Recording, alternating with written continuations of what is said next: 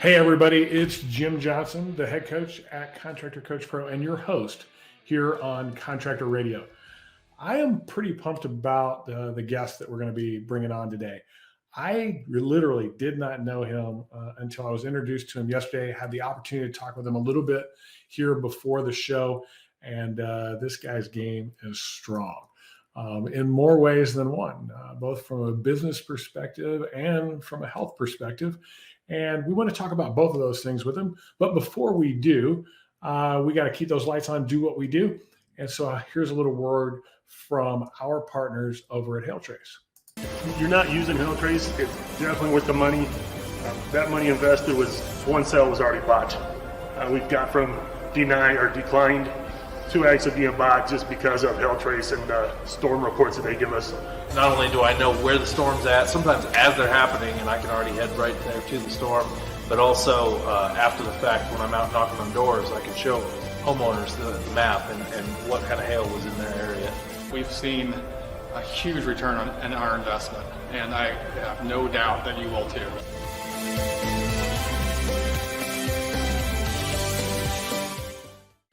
If you're in storm restoration and you're not using HailTrace, what is wrong with you? Go get a demo from those guys today. Tell them that Contractor Coach Pro sent you, and they'll take great care of you because they are a customer-first culture, just like we are, and just like I think our guest is. Our guest today is the CEO of Perimeter Roofing out of Georgia and Cellular Health MD. Super excited to bring him on today. Todd Price, welcome to the show, man. What's going on, man? How are you? I am. I'm pretty jacked up about this interview because we got to talk a little bit before this, and you and I actually have a lot of things in common about our background and how we got into this. Would you mind bringing our audience up to speed? Like, where did it all start for you, and kind of what got you to where you are today? Yeah. So, I mean, basically, similar to you, I was running gyms. Started in high school, obviously, and wanted to be bigger. Everybody wanted to be bigger in high school. And so right out of high and playing sports, obviously. And then right out of high school, got a gym membership and met some guys at the gym, and they got me a job there and started out selling gym memberships. And then I was like, I don't really care about this. I like the working outside. I want to train people. I want to talk to people, help people. So switched over to the personal training side of things and started learning as much as possible and getting as many certifications and things of that nature that I could to expand my knowledge and become a better trainer, and obviously better in the sales aspect too when I'm talking to clients. And I did that for 12, 13 years, was a regional manager for different chains of gyms. And while doing that, actually, not only did it help with my sales ability, but at one gym in particular, I worked very closely with a extremely wealthy business owner that owned this chain of gyms, but also owned a variety of other businesses. And so I was like his right-hand man, and got to learn a lot about business from him and how things operated on the backside, which a lot of people don't see in any business, So it was super cool, and that's kind of how I've accelerated and taken off into other businesses from there. Yeah, that's kind of why we even have a business here at Contractor Coach Pro. Is a lot of guys are really good at selling, or maybe they're really good at putting it on or installing whatever it is that they do. But they're not necessarily great at business. That's a whole different animal, understanding your finances and process and accountability and culture, leadership, all these things that really are going to determine whether our business is successful or not. So how'd you get into the roofing thing? Like a health club world, I get all that. But how'd you get into the roofing deal? So in the gym, I met a girl, obviously. It's always a girl. And she's now my wife, but met her, we started dating, and as you know, the hours in the gym, you're there, especially when I was a regional manager and I was going from different gym to gym. I'd be there at 5 a.m. The only slow time in the gym was kind of 12 to 4, but that was my time to work out. So then I had to get a workout in, and then wouldn't get home till 8 or 9 o'clock at night, and trying to start this relationship and everything else. And I didn't want to put those hours in. And I wanted a little bit more flexibility in my schedule and where I was able to work from. And so I actually had a buddy that I knew from the gym that was in roofing, and he said, "Man, you're phenomenal at sales. You should really look at getting into this." And to me at the time, and this was 10, 12 years ago, it just seemed too good to be true. And I didn't believe it. I didn't believe the stuff he was telling me, the amount of money that he was making. And then he started sending me pictures of his paychecks, and it was like 2,000 one week, and then 5,000 one week, and 10. One week was 28,000, and I was like, okay, we got to figure this out. And so I quit cold turkey, went to work for another company, and got as soon as I walked in, they hired me. No real interview process, nothing. Gave me some magnets for I didn't even have a truck. I had a Jeep. Gave me some magnets for my Jeep, some boots, some cards, T-shirts, and said, "All right, here's a lead. Go do it." Didn't teach me anything about what I was doing. Had no idea. Had grown up around construction my whole life. My dad was a custom builder for 47 years. So I knew a lot about construction, but not necessarily about roofing. But they didn't teach me anything. It was just no training. They just threw it at me. And I said, well, if you're not going to train me, that makes sense. I went home and talked to my girlfriend at the time. And I said, we got to figure this out because they're not training me. And if I'm going to have to figure it out on my own anyways, we might as well do it on our own. And so I started a company, and took about 8-9 months to really get going from scratch. And before I even really started bringing home any money, I was reinvesting everything back into the business. My wife was working a job making like $400 a week at the time, and we were eating, ramen noodles or whatever. And I remember we had a living room with no furniture on the floor. Like, we just sat on the floor, and there was a TV, and that was it. So she must really like you. I think she does. She says she does. I mean, she stuck around for about 10 years, so I'm hoping she's in it for the long haul. But yeah, she held it down for me for a long time, and we went through some rough times without anything. So as soon as I started making money, I said, well, that's it. You stay at home, take care of the kids, do whatever you want, and live life. So that's what she does. She's at home right now with our 2 kids, and we got a third one on the way. So her ROI was really good. It was extremely good. That's pretty awesome. Yes. So now Perimeter Roofing in Georgia. I think anybody watching the show, if you guys are listening, you can't see Todd, but if you're watching the show on YouTube, Todd, you're a big dude, man. I'm all right. It looks like you might have pushed a little iron over the time. Have you always worked out? Pretty much. I mean, my dad worked out when I was growing up, and so I would, go in the gym with him growing up. And then when I got into high school, I would always take weightlifting. I really wasn't a big kid in high school, and obviously didn't know what I was doing. Once I got into the gym industry, then I started learning more and more, and started competing in bodybuilding when I was 19.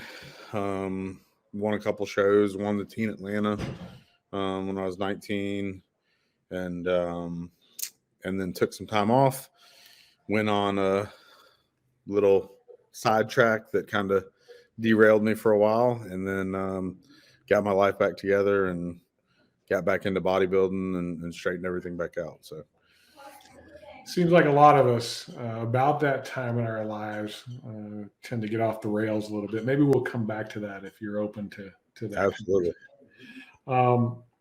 So you said, hey, I'm just gonna, like, that's an unusual story, just so you know.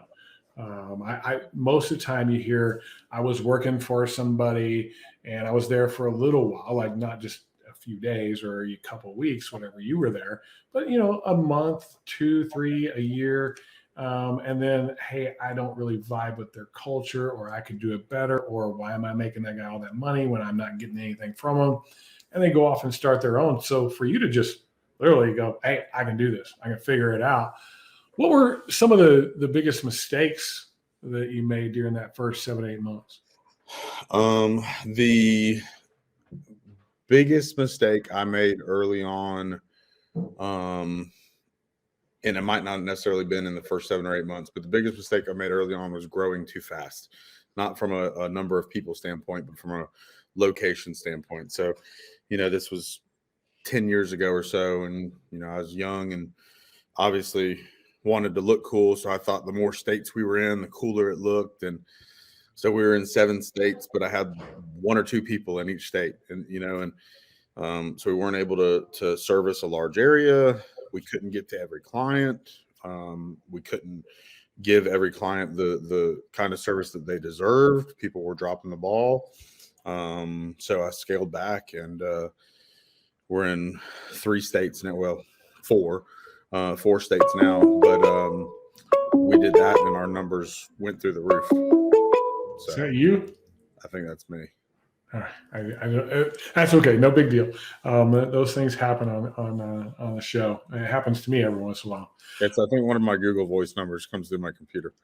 I was going to say, I think that's a Google Voice number because I've had that exact same thing happen to me before.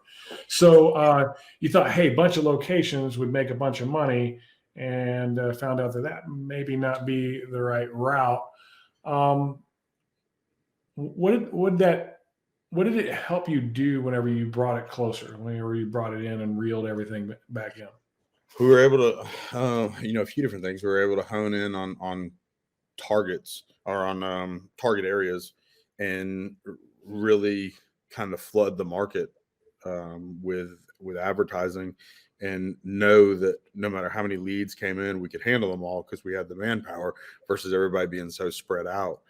The other thing was that we had an office and everybody right here to where we were also able to give those people the service and the quality that they deserved.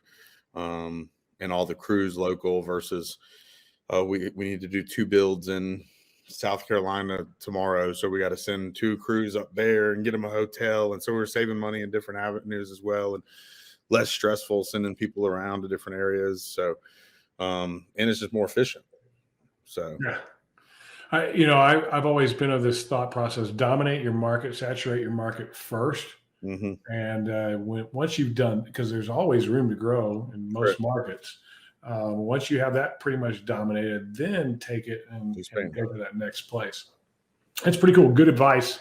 I see a lot of guys do that, and fortunately for you, you were able to reel it back in and control it. Most guys wouldn't be able to. They would keep chasing it. A lot of times out of just pride. I think that's what I was about to say. I think 100% it's pride, and it's I think it's also the reason why a lot of people don't open businesses or open secondary businesses or whatever it may be, is because it's pride. And I do a lot of public speaking, and I tell everybody I've failed and screwed up way more times and had way more businesses fail and lost way more money than the successful ones I have. It's just the successful ones stand out a lot more. And that's what people know me for. So you can't be scared to fail, and you can't be scared to take a step back if you know that it's the best thing for you. You got to stop worrying about what people think. So you started this business from scratch pretty much without a whole lot of knowledge, if any, other than some background from building. What did you do to gain that knowledge? How did you, because it seems like you gained it fairly quickly within first 7-8 months. Some people it takes years. What'd you do to gain that information? So I watched a ton of YouTube videos. I tried the whole fake it till you make it thing. That doesn't work out. So I watched a ton of YouTube videos. I went to as many training courses as I could on anything at any supply house, whether it was shingle related, TPO, a code, whatever it may be. I just wanted to learn as much as possible. Not only to add, more certifications to my resume, so to speak, but also just to meet more people, make more connections, learn more about the business as a whole. And so I did a lot of that. And then I also, when I was out in the field, I played dumb with adjusters. So I would always play, hey man, I'm new at this. Anything that you can help me with. Even if I was 6 months in, a year in, sometimes I would still play dumb just so I could try to learn more, especially if it was an older guy or sometimes you get an older guy that's got an attitude. But sometimes if they can take you in like a father figure and teach you something, it makes them open up a little bit more. And so I'd play that card all the time. And I learned a lot from adjusters and ladder assists and things of that nature, just being out in the field as well. So. Yeah, that's an awesome piece of advice right there too. Guys that do the insurance restoration world, which I've got some experience in that myself. I will never forget his name. His name was Bo Bohannon. He was about, I don't know, 5 foot nothing. Wore Chuck Taylor tennis shoes, drove a huge Ford F-350, jacked up, had ladders all over it whenever he showed up. And I'm like, who is this guy? Like, what's going on? He gets out of the truck. He goes, hey, man, I'm Bo Bohannon. I said, I'm Jim Johnson. I don't know anything about roofing. Can you show me what damage and stuff looks like? I think I saw stuff up there, but I don't know. And he literally like took me under his wing, not just on that one, but he said, hey, you really want to learn this? I said, yeah. He goes, you come with me, you run tape measure around, be the dumb end of the tape measure for me. And I'll teach you. I'll teach you what to look for, how to measure, how to get it all done. I'm like, dude, sign me up. And for the next 30 days or so, I was kind of his guy and got a lot of business out of it. And that would be some advice I would give anybody new in this if they're doing insurance restoration. Do the right thing and be honest, be transparent. Don't try to 100% be somebody you're not. I noticed something when you were talking about the health club thing. You got into the being a trainer and getting a lot of certifications. Then in this, I asked you a similar question, like, what would you do to get the information? And you said, hey, I went to all these things to get the certifications. Now, there was also networking, getting to know people and stuff like that. But what does that certification aspect thing do for you?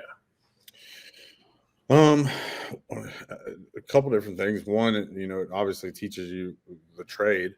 Some of the certifications more than others, just like with training, some of the certifications are going to be better than others, as we know. But the other thing is just gives you more credentials, and the more credentials you have, the more it kind of helps you stand out in the marketplace and amongst your competitors, so to speak. Credibility. Yeah. Hey, I got this certification. None of my other competitors do. I asked because I was the same way. I went and got every certification I could possibly get, even in stuff I probably wasn't even going to sell. Stuff I don't even do. Yeah. I wanted a whole page of just all the certifications and all the logos and everything I could put on there to like validate that I actually knew something. So far we're on a similar path. I also noticed something as we were talking. You grabbed a gallon jug of water. So I'm doing this whole 75 hard thing. I'm sure you're familiar with that. Yeah, right? Andy Frisilla, First Form. Yeah. Have you ever done it? No, I do it 365. I was going to say, it sounds like you're already doing it. I let myself go. I'll be honest. I was in pretty decent shape. I tore an Achilles 2 years ago.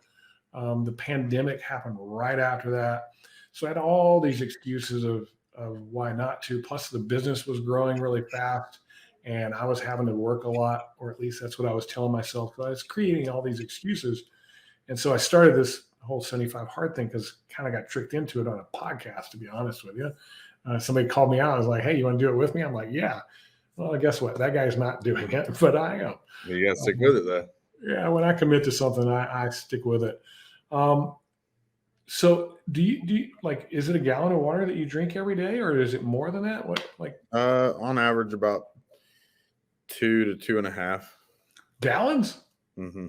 Good Lord. So why so much water? Just to stay hydrated. I do cardio every morning. I have my meals throughout the day. I have my workout at night, and then I have 2 more meals when I get home. Well, hold on a second. I actually saw somebody, it was just a quick thing on your feed. And I noticed it's like, how many more meals do you have today? You said you get home and eat 2 more meals? Like you don't have just dinner, like you have second dinner, like the Hobbits and Lord of the Rings. It's like second. So I have six meals a day. Right now I eat right at 5,600 calories a day. Holy moly. What are you burning? Are you burning 5,600? Ballpark, yeah. I'm trying to a little bit less because Right now I'm in off season, so I'm trying to slowly bulk, but you don't want to do it too fast because then you're going to put on fat. So And you work out twice a day, once early, once later? I do my cardio first thing in the morning, fasted on empty stomach. And then I'll have 4 meals throughout the day. And then I go do my weight training, and then I'll have 2 more meals after that. Wow, dude, that's a lot of food. Yeah, got a big body to feed there though too.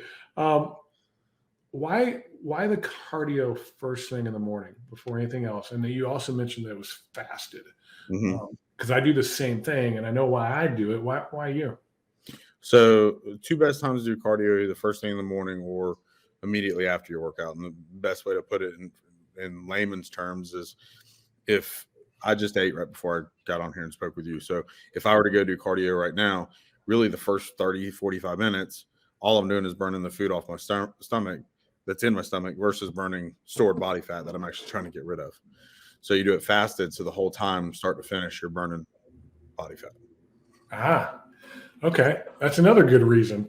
That was not my reason was when you sleep overnight, you build up a lot of cortisol, Mm-hmm. and cortisol is the fear hormone and the stress hormone.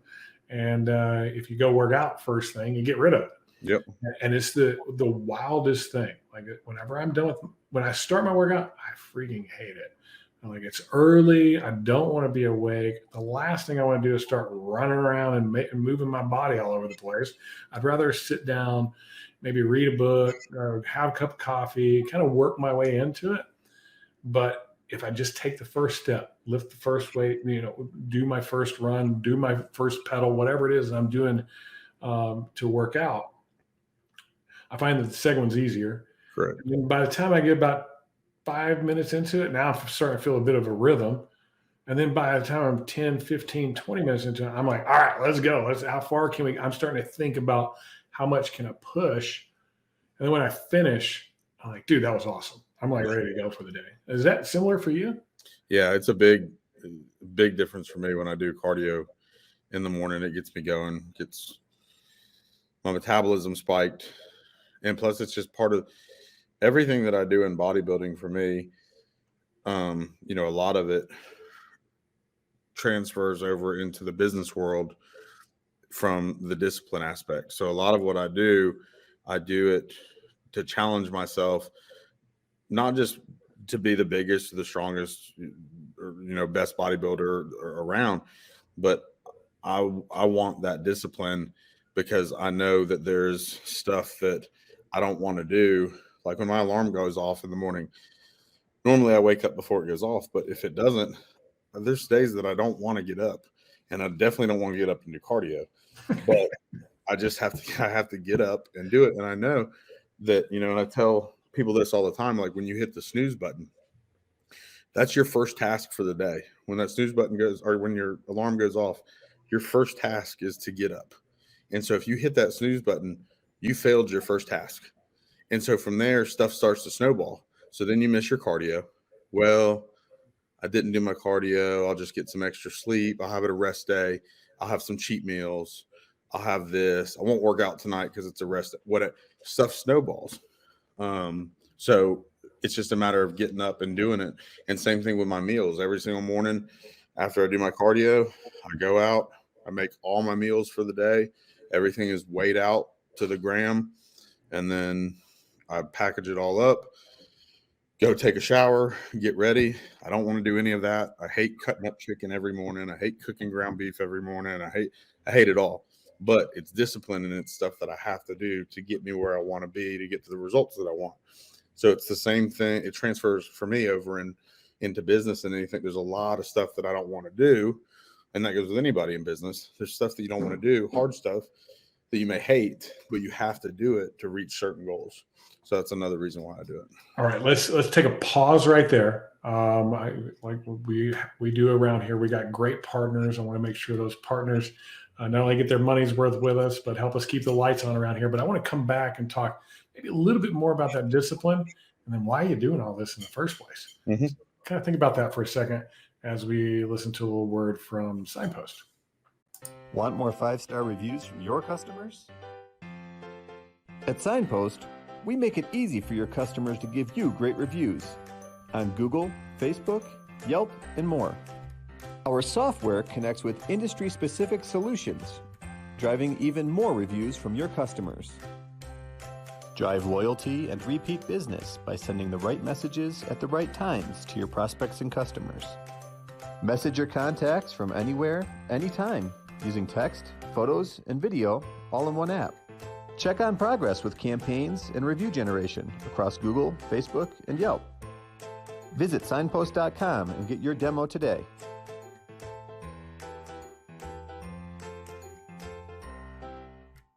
You seen Signpost before, Todd? I have not. Dude, it is an awesome thing. It integrates with our websites, creates this connection with our prospects. People just come into our website right away. You got the little chat tools, but it goes a little bit further than that in a engaging way that's automated. So that customer stays on our website a little bit longer. And then once they become a customer, we can actually engage with them afterwards too. It's pretty cool stuff. It's all about creating raving fans. That's it. So we were talking about discipline a little bit, and I wanted to ask you about why are you working out?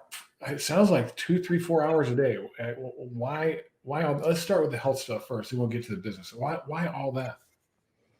So for me, exercise, a couple different reasons. One, fitness is just, obviously I want to be healthy. I have, 2 kids, third one on the way. So I want to be around for a long time, be able to take care of them.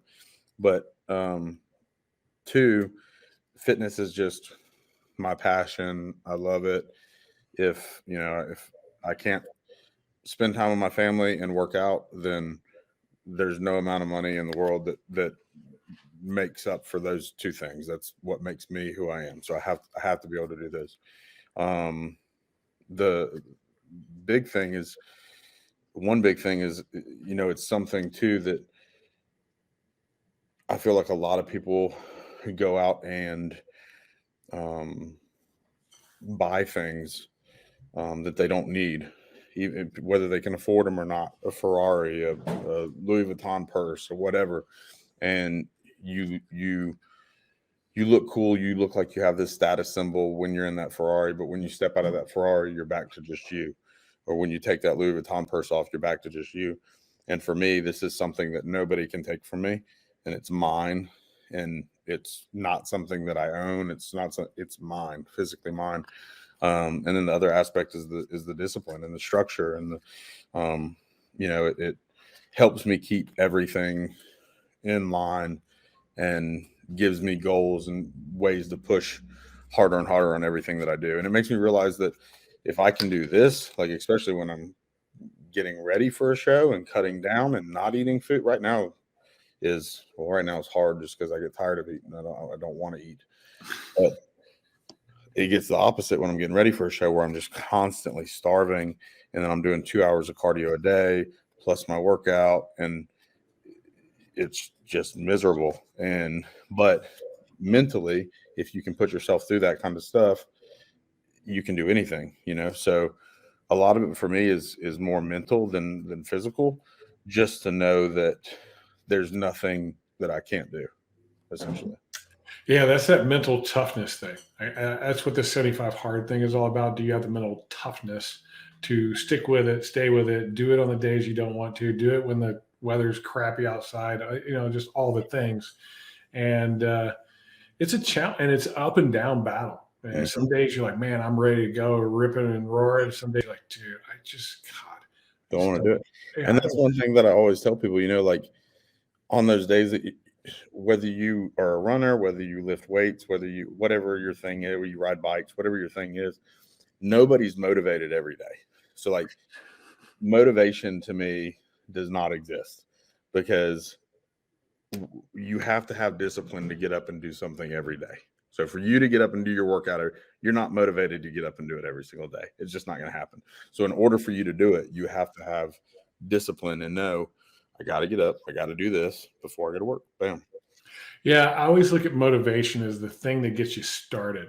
Somebody gets excited over something. That's why get-rich-quick schemes and silver bullet programs exist, because of motivated people. But once the motivation's gone, are you going to stick with it? Right. That's Do what you, this. do you have the discipline?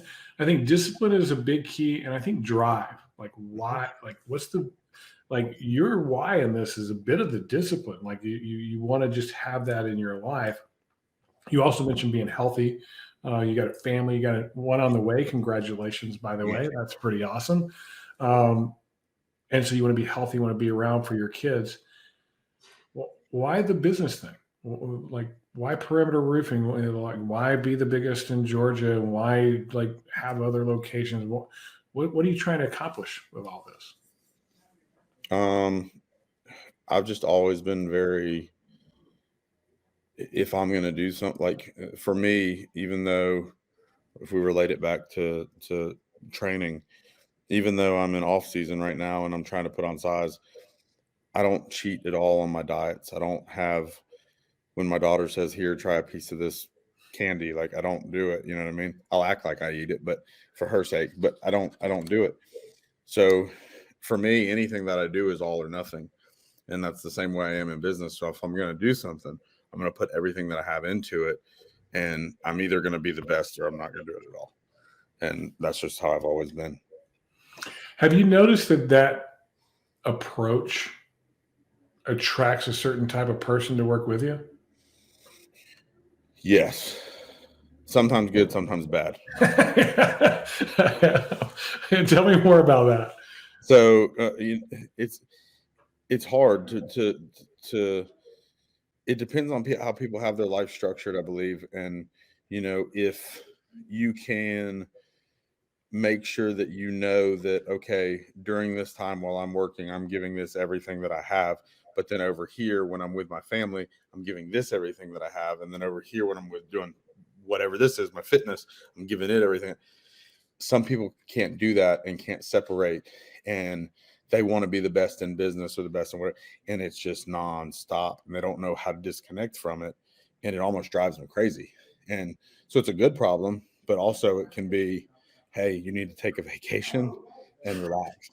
So that was me here for the last couple of years. Yeah. I really got into work. I really got into this thing that we're building something pretty special and putting everybody before me, vendors, the people that work for me, our customers, everything. And it cost me. I put on a lot of weight. I wasn't feeling good. I was hurting all the time. And sometimes we lose that focus. I liked how you said it, like this thing, I'm 100% in it when I'm in it. And this thing, I'm 100% in it. And I always look at that as like being present. Like when I'm in that thing, that's the thing I'm thinking about and doing. So while I'm at work, I'm uber focused. Like, wait, what do I got to get done today? What are the big accomplishments? What are my wins today? But when it's over, hey, my wife is my friend. I'm a little older than you. I've got 3 kids. They're all graduated and mostly out of the house. That's the youngest one. She's in her master's program. But my world focuses around her. And she's my responsibility. My I always term it as my job and my responsibility, but it's from joy. I do it because I want to. Correct. I love it. And so that's cool, like being present. If I'm not working out and I'm not spending time with my family, the amount of money, the work, none of that stuff matters. So you have to be able to enjoy life, and work is just work. Whether you make $50,000 a year or $5 million a year, it doesn't matter. Just you have to enjoy what you're doing and give it everything you got, but also be able to separate yourself from that and know that you need to spend time with your family and do things that you enjoy as well. What's the best move you ever made with your roofing company?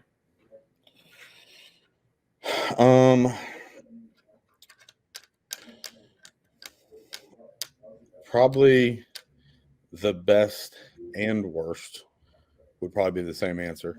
And that was bringing on partners. So not all the same partners. Some we're good and some we're not. Okay. Right. So we have a little bit. Let me explain that more. So we have a little bit different model. So when I first got things going, I realized that if I really wanted to grow this bigger, I couldn't do everything on my own. So I was in the field. I was training guys.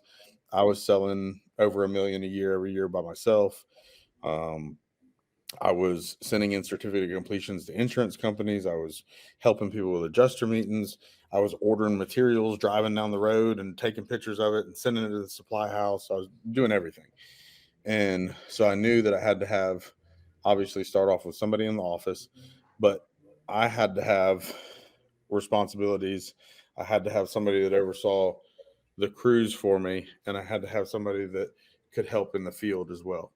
So I had a guy that had all the crews that I was using, and I brought him in as a partner, and gave him a percentage of ownership, and then I brought in another guy, Ray Little, who I trained and now is a beast at what he does.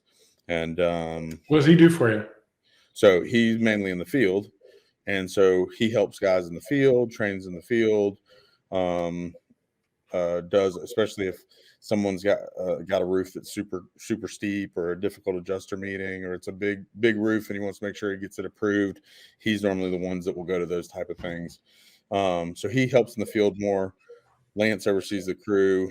I'm more back office, focusing on the future, different business aspects and ideas and things of that nature. So, but then from there, to grow more, we came up with the idea that, because in Georgia especially, it's not a licensed state, so anybody can go open a roof. My mom can go open a roofing company, doesn't know anything about it. And go Sounds like Texas. exactly like Texas. Yep. So way different than Florida. You know, we're licensed in Florida, and it's completely different ballgame. So we would see guys do it for 2, 3, 4 months, and then go open their own and fail. You know, and a lot of them would not just fail, but would also try to screw you over in the process, or steal deals or leads or whatever it may be. And so to keep retention, and also to keep people from failing, because I don't want anybody to fail. If somebody wants to go open their own, I'm all for it, and I'll help you. I've helped people open their own. What we did was we came up with a way to have teams of, if somebody has a team and they step up into a kind of a management role, what they'll do is they start hiring, recruiting, training, managing, teaching people how to do the contracts, read scopes, praising, reprimanding, everything that a manager would do, all while keeping their sales up as well, obviously. If they do all that efficiently for an extended period of time, then we give them the opportunity for ownership. So, for example, in Nashville, we had a guy that was killing it. He wanted opportunity for ownership. He wanted Nashville. We moved him to Nashville, and now he owns 49% of that one branch. Oh, wow. So each of our locations is kind of like a franchise, if you will, but instead of people buying in, they worked their way up to earn it. So they're vested. So that way people know there's no limit, there's no top, there's no cap out to what you can reach in the company. And that's what I want. I want people to make as much money and have a piece of the pie and be happy. It's a great model. I've seen that done a few times before, sometimes well, sometimes not so well. It seems like the ones that are about keeping their word and transparent tend to go pretty well. The ones that are like trying to shave a point off here and there for whatever reason, trying to like hide things, those don't go so well. Correct. So nice job. Now, I would say my guess is that there's some guys that when they transition from leading a team to this feel of ownership, does something change in the culture with them at all ever? A lot, sometimes, yes. So the ones that don't have anything change are the ones that tend to do good. The ones that have this kind of attitude shift of, now I'm an owner, now I'm a boss versus a leader. Go do this, go do that, versus, hey, let me show you how to do this. Let me show you. Those are the ones that tend to fail, and because people don't respect them. They get to the point where people don't want to work for them. And, we've actually had to close a few of the franchises down, dissolve them because of that reason. And we just got to the point where they wanted to do it one way. I'm majority owner, and I say, that's not how we run our business. So Yeah, but it doesn't seem to have discouraged you from continuing to look for that opportunity for others. A yeah, lot of people would be like, "Dude, I'm just sick of not doing that ever again." I Um, mean, you got to, one thing I learned in life is you got to take the good with the bad, and there's always going to be bad. So when it's bad, deal with it, learn from it, learn that person's character traits, mistakes you might have made, mistakes they made, mistakes that you could have prevented, things that were out of your control. Learn all that, study the situation. And then same thing with the ones that do well, figure out what it is that they do well, find those same character traits in others. And what did you do different with them that you didn't do with this one? Or was it just a fluke and this person was just an asshole and greedy? Or, what was it? So, but well, you said something that stuck out to me. What's the difference between a boss and a leader?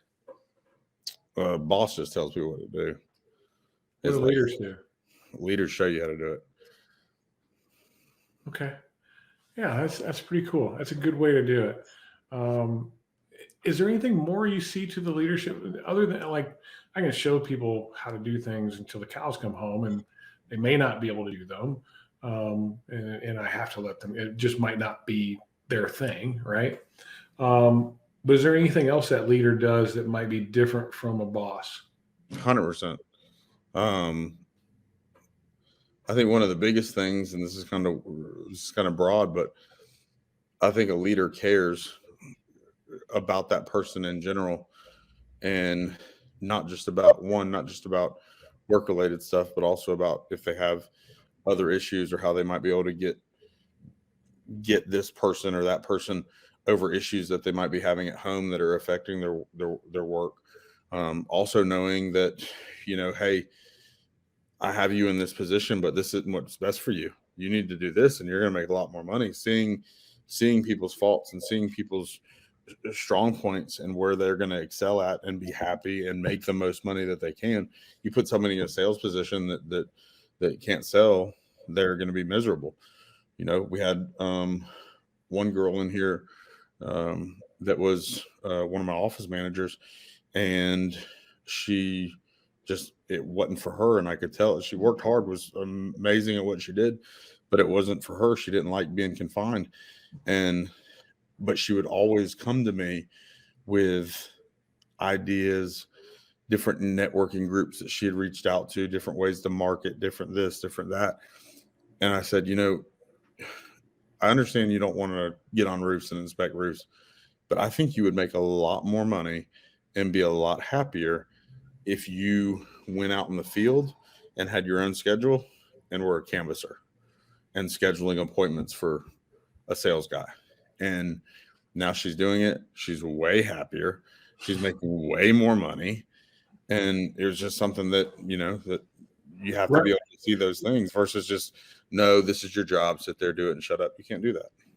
Yeah, that's right bus, wrong seat, right? You just had to figure out and get her in the right seat, and things worked out well. She might also be, just depending on her and her knowledge and how she carries herself, she could be a good biz dev person from a commercial aspect. 100%. No, she's super, super good on that, on point. And she's bilingual, so. Oh, none of that hurts at all. Yeah. Not in what we do. If you were going to give one piece of advice to the contractors that are listening to this show today, what would that piece of advice be? Ooh. One piece of advice. That's all you get. You can't give them a whole bunch. What's the one piece of advice you'd give them? My biggest piece of advice it's as cliche as it sounds, would be don't quit. No matter what it is, no matter what aspect in business, especially in this business, I've had audits that have cost me a lot of money. I've had, past employees or past partners or whatever it may be, cost me a lot of money, or things that have kept me up at night. And you just have to know that it's a bump in the road. You're going to get through it. Keep your head up and keep moving forward. So don't let anything get you down. Don't let it bother you. Learn from it and keep going. I like it. Like that. I think that's where most people go wrong. in whatever it is they're doing, whether it's their career, it's relationship, it's something they're trying to master. They quit right when they're probably about to just get it, Yeah. right? Chasing their dreams. Is this, when you were a kid in high school, what were you dreaming of being? Probably, I think, a pro baseball player. Yeah, I'm a guy after my own heart right there. That was kind of my jam too. I never thought, hey, I was going to be a roofer. Yeah. And then when I was like, I didn't want to tell people I was a roofer. I wanted to tell them I was a home exterior specialist. I was an insurance restorator. Like I had all kinds of other names for it until I decided I was going to be proud of it. Yeah. And we did some pretty cool stuff.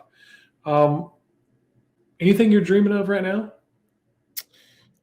Just expanding, other businesses. I'm always, obviously I want to expand the roofing company. I want to expand, cellular health. I want to expand my supplement line, my clothing line, my security company. You got a clothing line. What's the jam on that? What's the tag? Price Apparel. So I have Price Apparel, and then I have Priceless Nutrition, which is a supplement line, pre-workouts, your BCAAs, proteins, vitamins, etc. So I'm just trying to expand all those and make them better. And if I did pick one other thing, it would probably be to open a gym eventually. So I'll probably do that at some point, just not sure when. Awesome. That's cool. Well, Todd, this has been good. This has been really good. There was something that you said early in the show that you kind of alluded to, but kind of went over it real quick. There's a deviation in your path between high school and the health club world. What kind of guidance can you give folks that are dealing with some of those issues, whatever it may be? There's all kinds of bad decisions, but they're all bad decisions.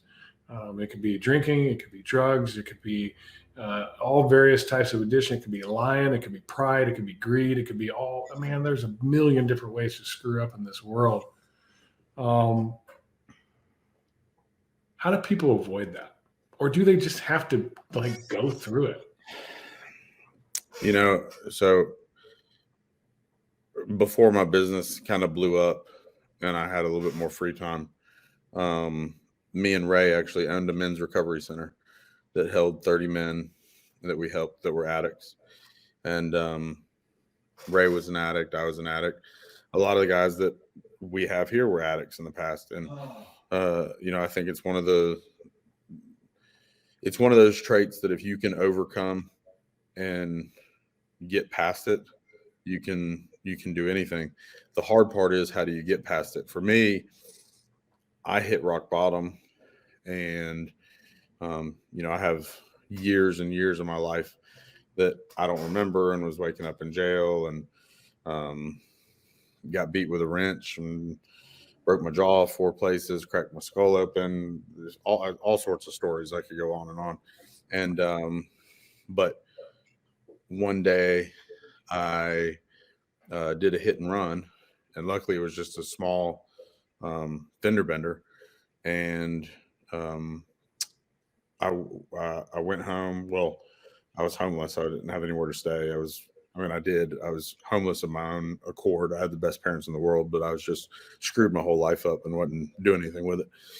So I went to a buddy's house, fell asleep on the couch, and woke up the next morning and just started thinking. And I don't know why, the whole time that I was going through all this stuff, and I could have died from alcohol poisoning or from a DUI or from getting killed by guys that beat me, whatever, and getting robbed. None of that stuff ever bothered me. But for me, doing that hit and run, I started thinking, maybe it was because it was a minivan, I don't know, but I started thinking, what if there were kids in there that got out as I took off? What if, so I started having all these what ifs, and it scared the shit out of me, because I don't want to hurt I never wanted to hurt anybody. I drank. Alcohol was the downfall to me. And so I remember calling my mom crying and asked her if I could come back home. And of course she said yes. And I remember crying to her and telling her that I'll never have a drink again. And that was November 1st. A little over this past November was 11 years. So, and I haven't had a sip of alcohol, haven't done anything. And, for me, I had to hit that rock bottom. Some people don't have to. I wish people didn't have to, because I don't wish that on anybody. But at the same time, it taught me a lot about discipline and structure. And I think that's one reason why I'm so big on certain things. And I know that what I can do and what I can't do. Does it scare you? Like, does it scare you? Like, if you get out of routine, does it scare you? You'll go down that path again? Not now. For a while there? For a while. Yeah. I mean, when I first stopped, it was like Friday, Saturday night. It was like, what are we going to do? What do you do? What does somebody do on a Friday, Saturday? Now it's like Friday night, and I'm like, like we're in bed at 8:00. I'm eating a meal and like trying to get the kids to bed, and so I Kids will do that. put like First 48 on or something. You know what I mean? Like, Yeah. But I think one big thing for me was I have real bad anxiety. So like, if I get out of my comfort zone, it does kind of freak me out. And I think that's one reason why I would drink a lot, was because it would calm me down, obviously, to the point where when I woke up the next morning and was sober, I would always have to have a couple drinks beside my bed so I could immediately have a drink, because I would be shaken. So I don't know. I mean, my biggest advice would be, if you feel like you have a problem at all, if anybody's ever told you that you have a problem, you probably have a problem. I have a lot of. If you've ever wondered if you have a problem, Have a problem. you have a problem. Yeah. So, and that's the biggest thing, is that a lot of people will get told that they have a problem or wonder, and then they say, "Nah, I don't. I only do this every now and then," or whatever. But it's a problem, and you need to stop. And whether you do it cold turkey, I did mine cold turkey, which I know is super dangerous when it comes to alcohol. But whether you do it cold turkey or whether you get help or whatever it may be, quit, because your life will increase immensely. And I have a whole team of guys that could give you a reference on that from their life as well. Yeah, we support roofers in recovery pretty heavily. It's an important thing to us. Although I personally haven't had those issues, I do have an addictive personality. Just haven't. I know this is one of the best things about me, I guess, is that I know I have this addictive personality, and so if I was to get into those things, I know 100%. Yeah, it'd be a bad thing. And I think that's why I'm kind of all or nothing, like with the things that I do. I can't just, I'll eat healthy today, I won't eat healthy. I think like everything that I do is all or nothing because of that reason, because I do have that addictive personality. Yeah, this whole 75 hard thing, he said, I already do that. I just do every day 365. That's actually how the approach is for me now. Now, I don't want to be a big, huge guy like you. All the kudos to you, nothing wrong with it. Just I want to be athletic. I want to have that again. I want to be able to had a grandkid back in April, and I want to be there for that. Congrats. Yeah, it's pretty cool. And I want to be there when he's older and throw baseballs and stuff like that. So if you support Roofers in Recovery, do you know Chris Yano? Yeah. So when I was in Dallas, I had the opportunity. They asked me to be on their podcast, and so I got to hang out with them and meet them. Super nice guys. Yeah, he saved me one day on 75 Hard. He got me a sweatshirt so I could go work out outside, because I didn't bring a sweatshirt with me. It got cold on me. I wasn't expecting it, and he saved my rear end. But yeah, we do all kinds of, like, our top rep event. Like, we're going to have a top rep event in Atlanta. It's our high performance sales training event that we do. As a matter of fact, I got the new shirts. Like, they just came in today. I saw it on Facebook earlier. Yeah. And so when we do that, we're going to raise money for Roofers in Recovery while we're there. Well, we'd definitely love to be a part of that, whatever we can do. Cool. Let's. I'll send you We some have information. we have a 501c3 as well, to where we do a lot of giving back to the community. And anything that we can do to help out, especially whether it's kids or whether it's people in recovery, we're all about it. So 501(c), does it have a name? Like, Yes, did you so name it something? Like, it's called Perimeter Cares. So originally what it was we would go around to schools in Georgia. We started in Gwinnett County. We really started kind of with the schools that we went to and then expanded from there. But we'd go around to elementary schools and pay off school lunch debt. So, and if you're not familiar with we school do lunch, that too. do you? Yeah, that's Yeah. awesome. So we, in 2 years, paid a little bit over 100,000 off for these schools, and then COVID came in, and the one good thing about COVID was that now everybody gets free lunch, so that's a good thing. But since then, we've had to come up with other things to do to help kids in need, whether it's backpack drives or we did a pajama one for kids in foster home. But we actually just partnered up with another nonprofit called Sleep in Heavenly Peace, and they actually have it's pretty cool. So we have a whole warehouse behind this wall right here that we don't use at all. We don't need it. We don't use it. So, and they didn't have a space, so we partnered up with them because what they do is, first of all, they'll have build days. They build beds for kids that don't have beds.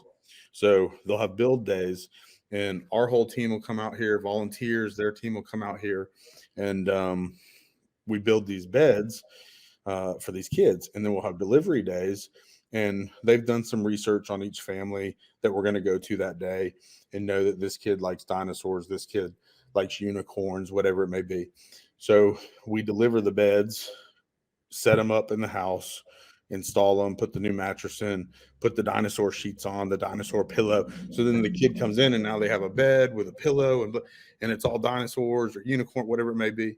And they're super excited. So, but you walk in these houses and they've got 1, 2, 3, however many kids, and they're sleeping on floors or sleeping in, just on a layer of pillows or whatever it might be. And then they come in and they see this new bed. It's cool to see.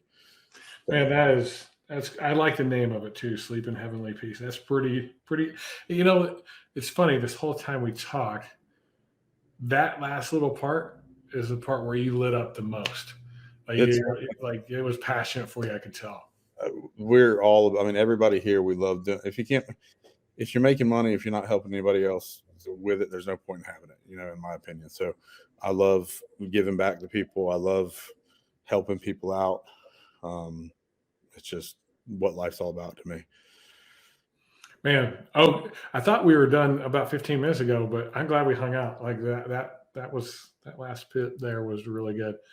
Todd, we're running at an hour. I don't want to take up any more of your time. Maybe we can get you back in the future, and maybe we bump into you at some point. Maybe hang out at our Top Rep event. I'll send you some info on that and maybe how you guys could help out with that if you want to. Send me a shirt and I'll rep it. I'll buy it, whatever. I got a shirt for you. I think we got 3X. I need 3X. I was going to say that's a giant shirt. We're going to have to figure that out, but we'll get one for you for sure. No, man, seriously, thank you for being so ready. Like I messaged you yesterday. You're like, yeah, I took it tomorrow. Let's do it. That was really cool of you. And thanks for being on the show. Really appreciate it. Thank you for having me, man. I really appreciate it. All right. If you'll hang out for a second, I'm going to go ahead and close the show and we'll talk in just a second. Perfect. All right, cool. Guys, another awesome show. It's one of those ones where, you kind of meet somebody new and you're not sure how it's going to go. But the thing that I kept noticing about Todd is anytime he talked about serving somebody else, he kind of lit up. There was serving his people. There was his family, his wife, the folks that have come to work for him and how they have had their own history of addiction, 501(c), like all those things were where he was really getting the joy in life out of. And I think we can all learn something from that. I think that is where true joy is in serving other folks and hopefully serving them in a way that you make them better for it. I also noticed a heavy dose of discipline and the importance of that in our lives. Anytime I interview these guys who are doing really, really well, the one thing I notice about them to a T, 100%, they have a routine. There's a routine that they're in. And when they get out of that routine, things just don't feel right.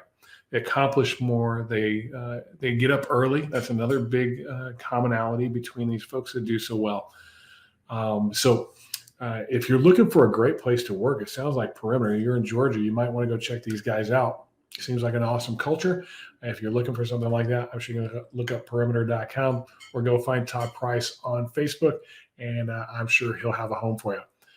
Thank you very much for listening today. If you're looking at getting control of your business, growing your business, and achieving that personal and financial freedom you wanted when you started your business, maybe we can help.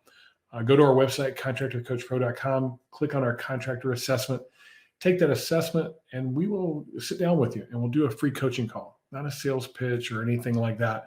It's an actual coaching call focused on that assessment. And we want to help you in 2 or 3 areas of your business that you can take right away and improve what it is that you're doing on a daily basis. If nothing else, we've served you well. If you like it and you think coaching is good for you, we can get into that too. Thanks for being here today on Contractor Radio. If you're in the Atlanta area, we've got Top Rep coming up next Monday, the 7th and 8th of March, where it's our high performance training. It is not only intense, we learn a lot of fun, but there's also competition. And as salespeople, we like competition. Whether you're a rookie or a veteran, it doesn't matter. It's based on the content that you learn there.